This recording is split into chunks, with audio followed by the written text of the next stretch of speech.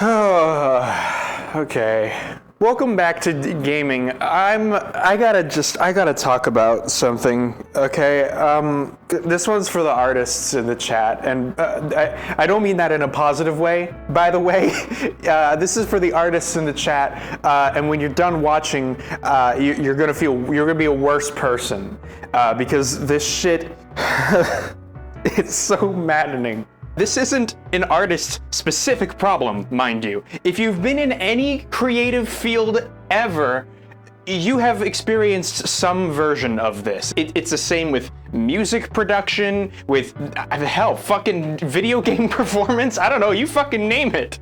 You'll see what I mean in a moment, okay? So picture this, right? I'm sure anyone who's ever had more than one display or, looked at something on their phone and then looked at their computer before, like you've been in this scenario. Here's one of the most common ways that you'll run into this. You're drawing some shit and you're using color in the drawing on your computer. Yes? Okay.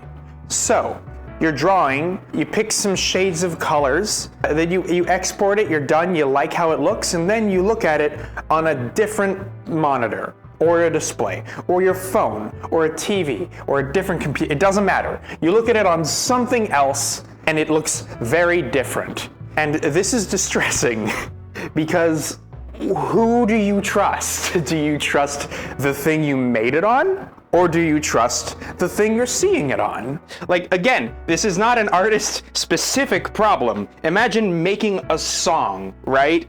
And if you don't have a professional setup, you're just using, whatever headphones you got, then whenever you listen to it in your car, for instance, it's gonna sound completely fucking different. Because your car sounds nothing like your headphones at home, especially if you ain't using anything professional. But how are you to know that? Who's to tell you that? If you're self-taught, you ain't gonna know. And so you're just left in this evil limbo of like, okay, do I trust the thing that I made it on?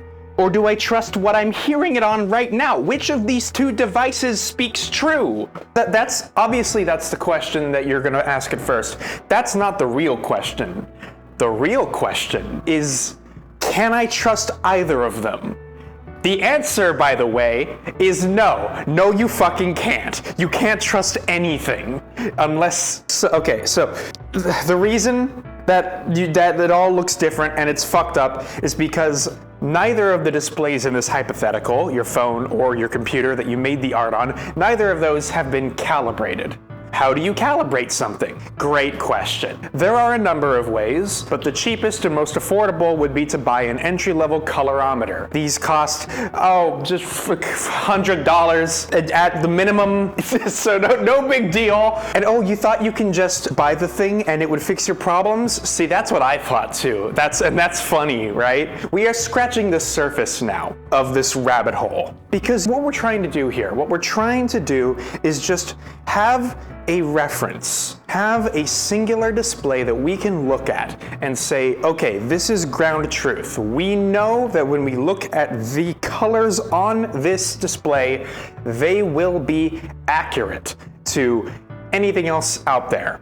That this is a ground truth, that if all other things are distorted, we know at least that this thing is not. And fundamentally, that is a reductive question to ask, I have learned, because there is no single truth. Which truth do you seek? Are you aiming for computers? Are you aiming for TVs, theaters, printing, phones, gaming, SDR, HDR? What color space? Hold on, you don't know about sRGB? You don't know about CMYK? You don't know about Adobe RGB? Yes, Adobe does have their own proprietary fucking language for color!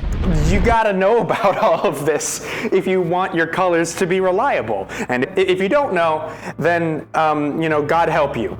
But okay, let's say you know what target standard you're aiming for and you know what color space that you need. Okay, well, now How do you actually do that? Well, you gotta plug in your colorimeter. Oh, well, you can't just, okay, so you gotta get software for the colorimeter, okay. But there's multiple kinds of software, and the ones that the pros use is $7 billion, and also they're using tools that will cost you €1 billion, and you don't know how any of that works. Okay, in order to just get up and running, the next thing that you have to know is that you can't just get the software and run it. No, you have to know about ICC profiles and 3D lookup tables and how they're different and how they work and how they actually work and how they actually fucking work.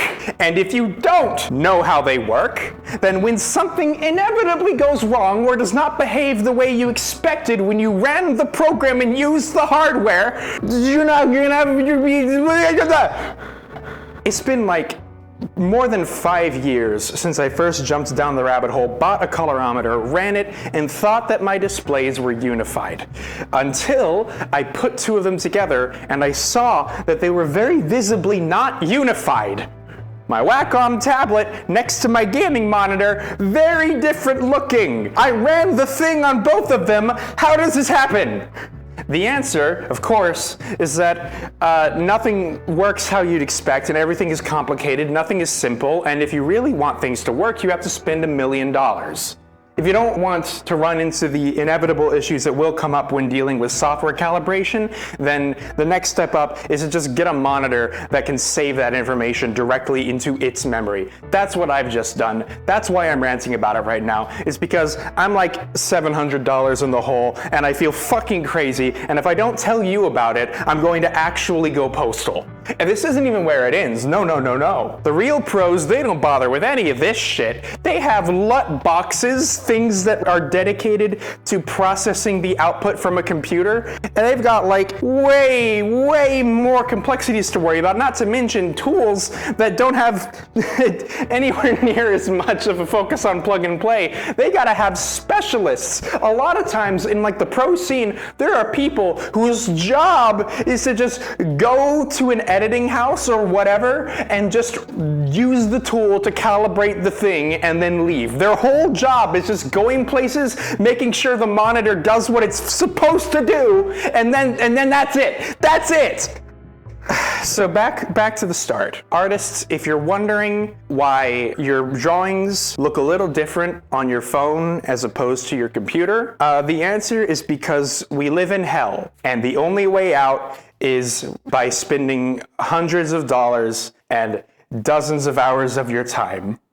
Like and subscribe for more, no, before that actually. Cut that part, Rio. The thing that really gets me though about that, the thing that really fucks me up is that if I had to go through all of this, if I had to do so much research just to like kinda sorta maybe understand on a surface level how some of this works enough to rant to you about it incoherently, imagine how many people don't know. People who make things that we like. People who just have to grin and bear not understanding why when they make a thing, it just is different on different shit.